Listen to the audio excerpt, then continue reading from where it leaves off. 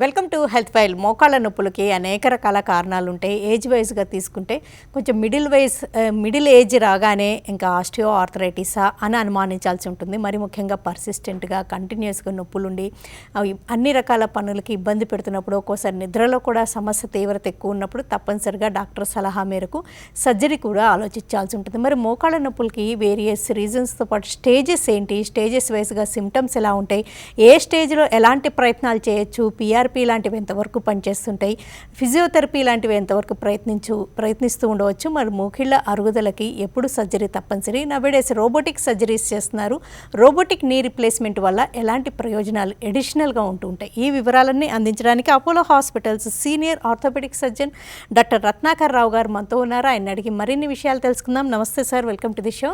నమస్తే అండి. మోకాళ్ళు నొప్పులు అని చాలా కామన్గా, అంటే ఒక మిడిల్ ఏజ్ వాళ్ళు అంటుంటారు, చిన్నపిల్లలు అంటారు, ఉమెన్ కిచెన్లో కొద్దిసేపు నిల్చోగానే అంటుంటారు. ఇన్ జనరల్గా అసలు ఎలాంటి ఎక్కువగా మీరు చూస్తుంటారు, ఏ రకమైన రీజన్స్ ఎక్కువగా చూస్తుంటారు మీ దగ్గరకు వచ్చే వాళ్ళలో? ప్రతి ఏజ్లో మోకాలు నొప్పులు ఉంటాయండి. ప్రతి మోకాలు నొప్పి ఆర్థరైటిస్ అనుకోకూడదు. ఆర్థరైటిస్ అన్నది వయసు మితిమీరిన వాళ్ళకి, అంటే మలి వయసు వాళ్ళకి ఖచ్చితంగా వస్తుంది. అంటే బోన్ అరుగుదల కొంత వయసు తర్వాత అది తప్పదు. అది ఎవరికి రాదు, ఎవరికి రాకుండా ఉంటుంది అన్నది మన జీవనశైలి, లైఫ్ స్టైల్ అనుకోండి. సో పూర్వీకులు మనం చూసామంటే ఎక్కువ నడిచేవారు, అంటే మన నాన్నమ్మలు కానీ అమ్మమ్మలు కానీ చూసుకున్నామంటే చాలా వయసు వరకు వాళ్ళకి మోకాలు నొప్పులు ఉండవు, కింద కూర్చొని లేవటం కానీ సునాయాసంగా వాళ్ళు పనులు చేసుకునేవారు. ఇప్పుడున్న జనరేషన్స్లో నడక తక్కువై, యాక్టివిటీ తక్కువైపోయి మోకాలు నొప్పులు కొంచెం తొందరగా చూస్తున్నాం. లేడీస్కి ముఖ్యంగా 50 నుంచి 60 సంవత్సరాల్లో, మగవాళ్ళకైతే 60 నుంచి 70 సంవత్సరాల్లో. చాలామంది పిల్లలు కూడా వస్తుంటారు, జెనెటిక్గా నాకు మోకాలు నొప్పి ఉందండి, 20-30 సంవత్సరాలకి నాకు అరిగిపోతాయి అన్నది. ప్రతి మోకాలు నొప్పి అరుగుదల కాదు. మోకాలు నొప్పికి వయసుని బట్టి కారణాలు అనేకం ఉంటాయి. యుక్త వయసులో అంటే ఆడటం వల్ల కానీ, బెనకడం వల్ల కానీ, మెనిస్కస్ కానీ, లిగమెంట్ ఇంజరీస్ కూడా ఉంటాయి. అవి కూడా ఆర్థరైటిస్ అని అనుకోకూడదు. సో నొప్పులకి కారణాలు చాలా రకాలు ఉంటాయి. ప్రతి మోకాలు నొప్పి ఆర్థరైటిస్ కాదు. ఓకే, ఒక ఏజ్ దాకా నెగ్లెక్ట్ చేస్తారండి, అండ్ మిడిల్ ఏజ్ రాగానే ఇంకొంచెం హెల్త్ కాన్షియస్ అవుతుంటారు. అందరినీ చూసి ఇబ్బందులు, రకరకాల హెల్త్ ప్రాబ్లమ్స్ చూసి సడన్గా జిమ్కి వెళ్ళడం కానీ, యోగా కానీ మొదలు పెడతారు. అంటే ఒక 40s 50sలో యోగా కానీ, జిమ్ కానీ, ఏదైనా ఫిజికల్ యాక్టివిటీ మొదలు పెడితే ఆ ఎఫెక్ట్ మోకాళ్ళ మీద, ఆ కాన్సిక్వెన్సెస్ ఎలా ఉన్నట్టుగా మీరు గమనిస్తున్నారు? చాలామందికి ఇది ఒక సమస్య అండి. మోకాలు నొప్పి నాకు మొదలైంది, నేను నడవచ్చా అని అడుగుతుంటారు. నేను నడవకూడదు, మళ్ళీ ఇంకా ఎక్కువ అరిగిపోతాయి అన్నది. ఇది కూడా ఒక అపోహ. కాళ్ళు నడవాలి, మోకాలు ఆరోగ్యంగా ఉండాలంటే నడక ఇంపార్టెంట్. ఎప్పుడైతే నడక తగ్గిపోతుందో, ఇప్పుడు లేడీస్కే తీసుకోండి, మెనోపాజ్ వచ్చిన తర్వాత బోన్ కాల్షియం తగ్గటం మొదలవుతుంది. అందుకే ఆర్థరైటిస్ 10 సంవత్సరాల ముందుగా చూస్తాం మగవాళ్ళ కన్నా. వీళ్ళు యాక్టివ్గా ఉన్నప్పుడు బోన్ కాల్షియం పెరుగుతూ ఉంటుంది, కండబలం ఉంటుంది, మోకాలు అరుగుదల చాలా దూరంగా ఉంటుంది. ఎప్పుడైతే నడక తగ్గించేస్తారో మోకాల్లో బోన్ కాల్షియం కూడా తగ్గుతుంది, బోన్ మెత్తబడుతుంది, ఇంకా అరిగే అవకాశాలు ఎక్కువ ఉంటాయి. సో నడక అన్నది ఏ పరంగా అయినా వ్యాయామం, ఏ ఎక్సర్సైజ్ అన్నా మంచిదేనండి. కాకపోతే ఎక్సర్సైజ్ చేయాలనుకున్న వాళ్ళు ఒక వయసు తర్వాత, ముఖ్యంగా 40 తర్వాత నేను వెయిట్ పెరుగుతున్నాను, సడన్గా ఎక్సర్సైజ్ స్టార్ట్ చేశానండి, ఒళ్ళు నొప్పులు అంటారు. ఏ ఎక్సర్సైజ్ అన్నా నిదానంగా స్టార్ట్ చేయాలి. చాలా కాలం గ్యాప్ వచ్చింది, సడన్గా ఎక్సర్సైజ్ చేయాలి అనుకున్న వాళ్ళకి మాత్రం ముందు నడిచి, ఇంత దూరం నడిస్తే నా బాడీ సహకరిస్తుంది, తర్వాత నేను జిమ్ చేస్తానా లేదా యోగా చేస్తానా అన్నది వాళ్ళు ఆలోచించుకోవచ్చు. కానీ ఏది సడన్గా చేసి వారం రోజులు చేసి మళ్ళీ నెల రోజుల వరకు పట్టించుకోకుండా ఉంటారు. ఎందుకంటే ఈ వారం రోజుల వల్ల వాళ్ళ బాడీ అడ్జస్ట్ అవ్వక ఒళ్ళు నొప్పులు వస్తాయి, మోకాలు నొప్పులు వస్తాయి, సౌండ్స్ వస్తాయి. ఈ బాడీ అడ్జస్ట్ అవ్వాలంటే నిదానంగా బాడీకి శ్రమ ఇవ్వాలే తప్ప ఒకేసారి ఇస్తే మాత్రం వాళ్ళు కోలుకోకుండా చాలా కాలం మళ్ళీ కోలుకోవడానికి టైం పడుతూ ఉంటుంది. ఒక కాల్ చూద్దామండి. హలో సార్, మేడం నమస్తే. నమస్తే, చెప్పండి సార్. మాది వరంగల్ మేడం. నా వయసు 52 సంవత్సరాలు మేడం. ఓకే, హలో చెప్పండి, డాక్టర్ గారు వింటున్నారు. సార్, ప్రస్తుతానికి రెగ్యులర్గా డ్యూటీకి సైకిల్ మీద పోతాను నేను. ఈ మోకాళ్ళు నొప్పి అనేది ఇప్పుడు బాగా అయిపోయింది మేడం. మేడం మోకాళ్ళది ఇట్లా పొడిచినట్టు బాగా అవుతుంది. ప్రాబ్లం ఏంటి? సో 57 సంవత్సరాలు అన్నారండి మీరు, మోకాలు నొప్పులు అంటున్నారు. మోకాలు నొప్పులకి ముఖ్యంగా మీకు మీ వయసుకు వచ్చేవి అరుగుదలే ఉంటుంది. చాలామందికి ఏంటంటే కాలుకు వంకర పోవడం కూడా మొదలు పెడుతూ ఉంటుంది. ఆపరేషన్ ఎప్పుడు చేయించుకోవాలా చేయించుకోలేదా అన్నది మీరు దగ్గరలో ఉన్న డాక్టర్ దగ్గరికి వెళ్ళాలి. ఫస్ట్ చాలా కాలం మీరు మందులు వాడుతూనే ఉంటారు, మందుల వల్ల నొప్పి తగ్గుతుంది తప్ప ప్రాబ్లం తగ్గుతుందా లేదా, మన నడక ఇబ్బంది తగ్గిందా లేదా అన్నది చూసుకోవాలి. ఏ మోకాలు నొప్పి కన్నా ఆపరేషన్ లాస్ట్ అంతిమ స్టేజ్ అంటాం. ఇంకా నా వల్ల అవ్వట్లేదు, ట్యాబ్లెట్స్ వల్ల నాకు ఉపయోగపడట్లేదు, నా నడక తగ్గిపోయింది, నేను కూర్చొని లేవలేకపోతున్నాను, నా పనులు చేసుకోవడం నాకు ఇబ్బందిగా ఉంది, ట్యాబ్లెట్ వేసుకుంటే కానీ నాకు ఉపశమనం రావట్లేదు అన్న స్టేజ్లో ఆపరేషన్ అంటామండి. కానీ మీరు ఏ స్టేజ్లో ఉన్నారు, మీరు ఏం చేస్తే ట్యాబ్లెట్స్ వాడితే సరిపోతుందా, లేదంటే కండరాల బలానికి ఫిజియోథెరపీ చేయించుకోవాలా, ఎర్లీ స్టేజ్లో ఉందా లేట్ స్టేజ్లో ఉందా అని నిర్ధారించుకోవడానికి మాత్రం దగ్గరున్న ఎవరికైనా చూపించుకొని అవసరమైతే ఎక్స్రే తీసుకొని ఏ స్టేజ్లో ఉంది, దానికి ఏం చేస్తే బెటర్ అన్నది నిర్ధారించుకోవాలండి. సుబ్బారావు గారు కలుద్దామండి. సుబ్బారావు గారు నమస్తే మేడం. నమస్తే డాక్టర్ గారు. నమస్తే అండి. నా ఏజ్ 68 ఇయర్స్ డాక్టర్ గారు. ఓకేనండి. లెఫ్ట్ లెగ్ కొంచెం నీ దగ్గర పెయిన్ ఉంటే ఈ మధ్య ఎక్స్రే తీయించాను డాక్టర్ గారు. ఓకేనండి. వాళ్ళు అర్లీ థర్డ్ స్టేజ్ అంటున్నారు డాక్టర్ గారు. ఈ స్టేజ్ లో ఏమన్నా పిఆర్పి కానీ అలోనిక్ యాసిడ్ కానీ ఇవన్నీ ఏమన్నా ఉపయోగపడతాయి డాక్టర్ గారు? ఏ ట్రై చేయమంటారు డాక్టర్ గారు? మీకు 68 సంవత్సరాలు అన్నారు కదండి సుబ్బారావు గారు. సో వయసుకి చూడండి, ఈ స్టేజ్లు క్రమంగా పెరుగుతూనే ఉంటుంది. స్టేజ్ 1 అంటాం, స్టేజ్ 4 అంటాం, 4 స్టేజ్లు. కాకపోతే మీకు రోజువారి పనుల్లో మీరు ఎంత ఇబ్బంది పడుతున్నారు అన్నది ముఖ్యం. స్టేజ్ 3 నుంచి స్టేజ్ 4కి రావడానికి ఎన్ని నెలలు పడుతుంది, లేదా సంవత్సరం పడుతుందా, సంవత్సరాలు పడతాయా అన్నది ఎవరు చెప్పలేరు. నాకు ఇబ్బంది ఎలా ఉంది, నా పనులు నేను చేసుకోగలుగుతున్నానా లేదా, మీ నొప్పి వల్ల నేను ఏమీ చేయకుండా ఉండిపోతున్నానా అన్నదానికి ముఖ్యంగా మీకు వైద్యం కావాలి. సో స్టేజ్ కన్నా మీ ఇబ్బందులు బట్టి ప్రతి నొప్పి మనిషికి వేరువేరుగా ఉంటుంది, ప్రతి ఒక్కరికి ఒకేలాగా నొప్పి ఉండదు. కాబట్టి మీకు పనులు అవుతున్నాయా లేదా, స్టేజ్ 3లో ఆపరేషన్ చేయించుకోవాలా, స్టేజ్ 4లో అన్నది కాదు, నీ ఇబ్బంది పడుతున్నానా లేదా, ట్యాబ్లెట్స్ ఉపయోగం ఉందా లేదా. ఎందుకంటే మీరు 68 నుంచి 70కి వెళ్ళాలి. వయసు పెరిగే కొద్దీ మీలో బాడీ తట్టుకునే శక్తి ఉంటుందా ఉండదా అది చూసుకోవాలి. ప్లస్ మీకు ఆపరేషన్ వల్ల ఉపయోగపడే వయసు వస్తుందా పోతుందా అది కూడా చూసుకోవాలి. నేను తర్వాత లేవలేని పరిస్థితుల్లో ఆపరేషన్ చేసుకుంటాను అంటే మీరు కోలుకునే వయసు కష్టమే, మీకు ఇంతకాలం ఇబ్బంది పడుతూ బతకాల్సిన అవసరం కూడా ఉంటుంది. సో ముఖ్యంగా వయసును కూడా చూసుకోవాలి. మీరు నొప్పితో చాలా కాలం బాధపడి తర్వాత ఎప్పుడో ఆపరేషన్ చేసుకుంటాను అన్నదానికి కూడా మీకు ఉపయోగపడట్లేదు. మీకు తట్టుకునే వయసు ఉన్నప్పుడు ఆపరేషన్ చేసుకోవడం కూడా మంచిదే అంటాను. ఇక పిఆర్పి హైలోనిక్ యాసిడ్ అంటారా, ఇది ఒక జెల్ లాంటి ఇంజెక్షన్స్. అది ఎర్లీ స్టేజ్లో ఉన్న వాళ్ళకి, అంటే స్టేజ్ 1 స్టేజ్ 2లో ఉన్న వాళ్ళకి కొంత ఉపయోగపడుతుంది. ఎంతకాలం ప్రతి మనిషికి ఉపయోగపడుతుందని ఎవరూ ఖచ్చితంగా చెప్పలేరు. 1 నెల పనిచేయచ్చు, స్టేజ్ 1లో ఇస్తే సంవత్సరం వరకు కూడా బాగున్న వాళ్ళు ఉన్నారు. ఇవి తాత్కాలికంగా పనిచేసేవి.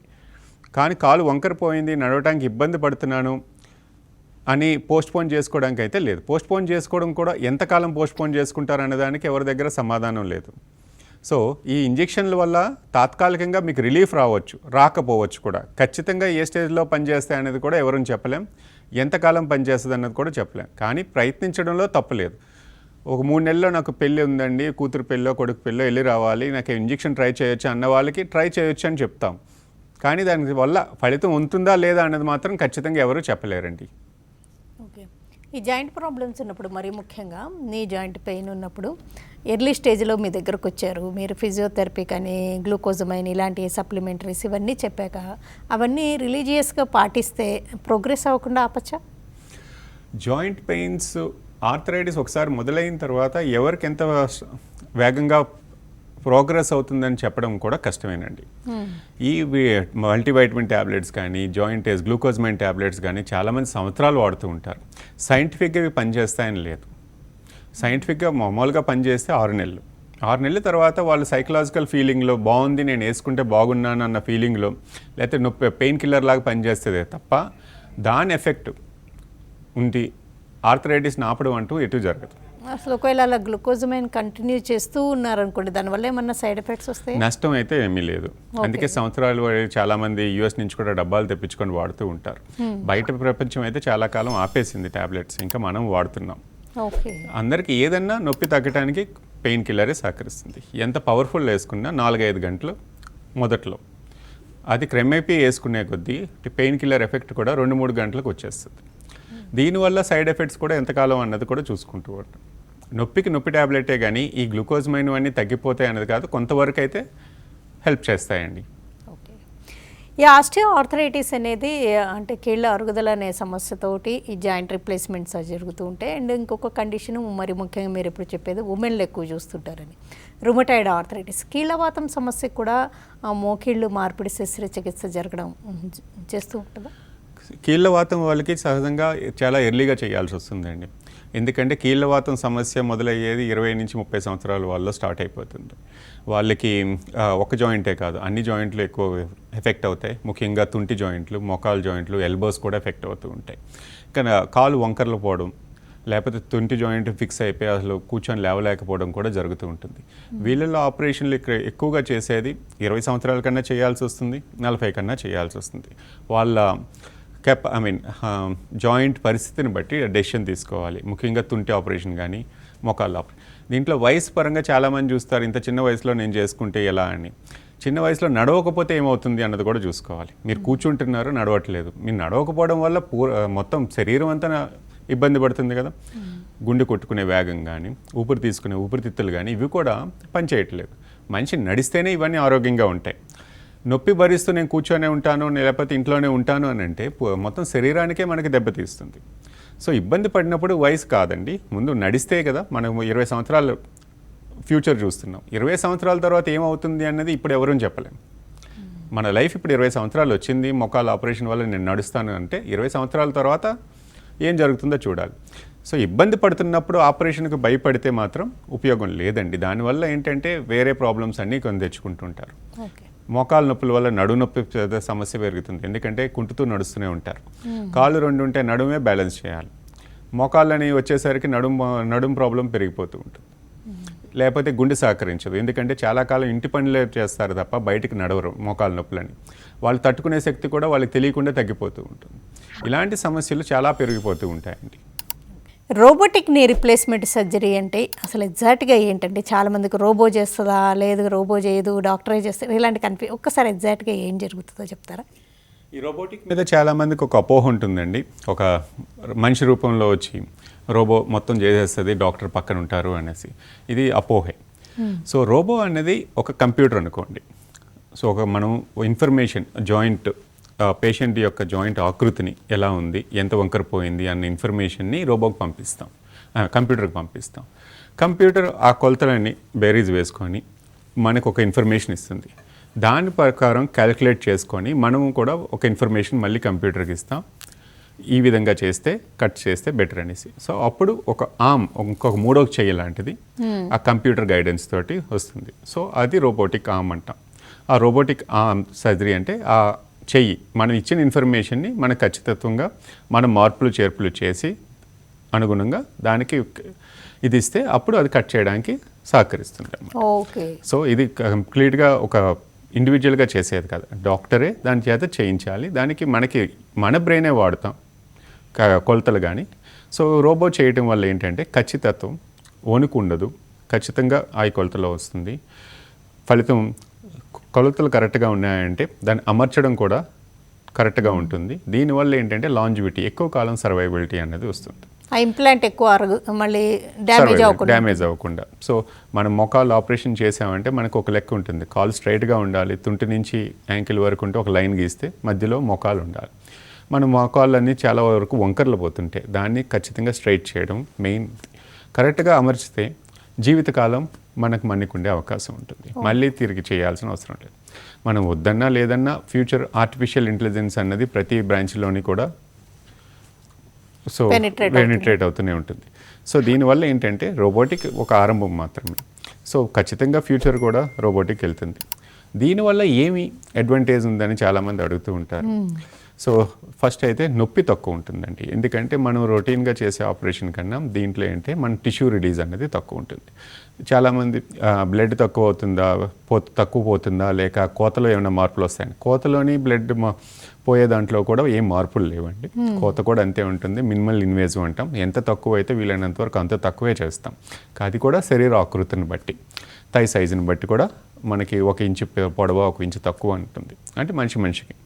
సో కోతలో కూడా ఏం మార్పు లేదు, నొప్పి తక్కువ అవటం, ఈ ఖచ్చితత్వం వల్ల లాంజివిటీ పెరగటం. రెండోది అలైన్మెంట్ అనమాట. ప్రతి మోకాల్ని వాళ్ళ ఆకృతికి తగ్గ యాంగిల్లో ఉంచడానికి రోబో సహకరిస్తుంది. ఇంకా మొబిలిటీ ఇంకా బాగుంటుంది, మొబిలిటీ ఫ్లెక్సిబిలిటీ. ఖచ్చితంగా కరెక్ట్గా అమరిస్తే మొబిలిటీ బాగుంటుంది. తొందరగా నొప్పి తగ్గింది అని అంటే తొందరగా కోలుకునే అవకాశం ఎక్కువ అన్నమాట. కరెక్ట్.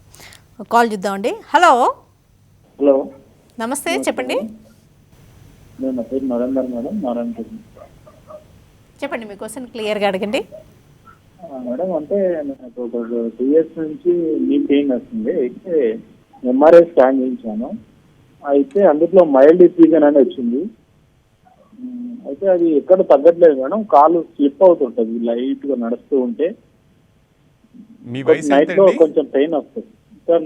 30 సార్. 30 years. ఏమొచ్చిందండి ఎంఆర్ఐలో? సార్ మైల్డ్ డిఫ్యూజన్ అని వచ్చింది సార్. Mild effusion. డిఫ్యూజన్. మీ అయితే ఎంఆర్ఐలో ఒకటి సార్ వాకింగ్ చేస్తుంటే కాస్త స్లిప్ అయినట్టు అనిపిస్తుంది సార్ వెనకాలకి. కాల్ పట్టు ఉండదు అనిపిస్తుంది, కానీ లిగమెంట్స్ అన్ని బాగానే ఉన్నాయన్నారండి ఎంఆర్ఐలో?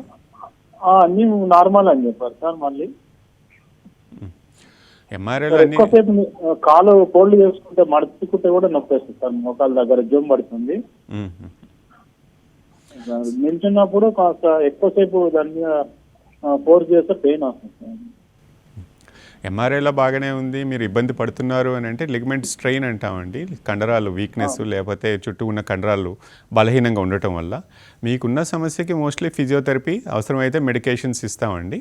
మెయిన్ ఫిజియోథెరపీ తోటి ఎలా కాలంలో రికవర్ అవుతున్నారా లేదా అన్నదే మెయిన్ ఇంపార్టెంట్ అండి. అంతే తప్ప మీకు వేరేగా సర్జికల్గా ఏమీ చేయాల్సిన అవసరం ఉండదండి. శ్రీనివాస్ గారు కాల్ చేద్దాం. శ్రీనివాస్ గారు చెప్పండి మేడం గారు. చెప్పండి, మీ క్వశ్చన్ అడగండి. మేడం గారు, ఈ 45 రోజుల తర్వాత డాక్టర్ గారు తిరగొచ్చు అన్నారండి. మీకు సర్జరీ ఏమన్నా అయిందా? హలో హలో, నమస్తే అండి డాక్టర్ గారు. నమస్తే అండి. ఇది ఏమైంది శ్రీనివాస్ గారు మీకు? గుంటూరు నుంచి అండి. ఇట్లా మా అమ్మగారికి 60 సంవత్సరాలు సార్. ఆ కుడికాలు జాయింట్ నొప్పిగా ఉందంటే ఆ డాక్టర్ గారి దగ్గరికి వెళ్తే కుడికాలు గ్యాప్ వచ్చింది అన్నారు సార్. ఓకే. అది ప్లేట్ వేయాలన్నారు సార్. ఎక్స్ఆర్ తీసి స్కానింగ్ తీసి ప్లేట్ వేయాలన్నారు. 2 కాళ్ళ మధ్య 2 బోన్స్ మధ్య గ్యాప్ వచ్చిందంటే అది ప్లేట్ వేయమన్నారు సార్. ఆపరేషన్ చేయించాను సార్. ఓకే. 45 రోజుల దాకా కాస్త కాలు మాపొద్దు అన్నారు సార్ డాక్టర్ గారు. తర్వాత 45 రోజుల తర్వాత కాస్త ఎక్స్రే చూశారండి. వారం రోజుల క్రితం వెళ్తే హాస్పిటల్లో. ఓకే. అది ఎక్స్రే బాగానే ఉందమ్మా, సెట్ అయిపోయిందని చెప్పారండి. కాకపోతే నడక ఇదివరకు ఇట్లాగా కర్రతో నడవమన్నారు కండి. కాస్త కర్ర అంత నడక స్పీడ్ గా మామూలుగా రావట్లేదండి. అంటే మీకు 60 సంవత్సరాలు అన్నారు కదా మీ అమ్మగారికి, అంటే మోకాలు అరిగిందని ఆపరేషన్ చేయాల్సి వచ్చిందండి, ఫ్రాక్చర్ అయిందన్నా?